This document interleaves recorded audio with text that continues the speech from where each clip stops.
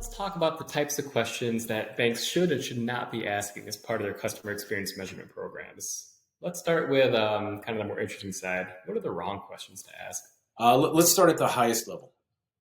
Again, as I mentioned, I've worked with hundreds of banks and credit unions, from the very biggest to the smallest.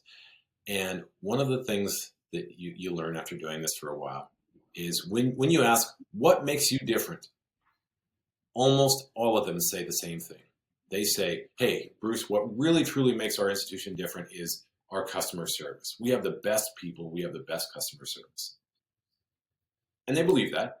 And then the next bank says, you know what makes us different? Our customer service. We have the best customer service. And again, and again, and again.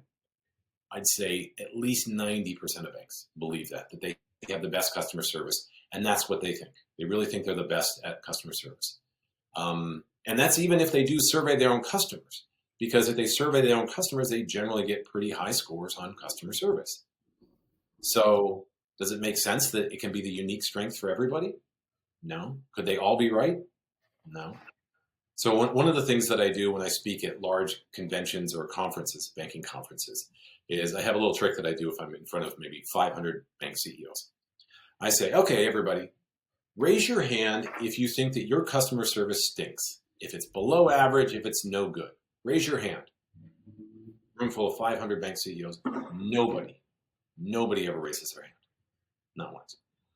So then I say, okay, so nobody's below average. How many of you think your customer service is mediocre?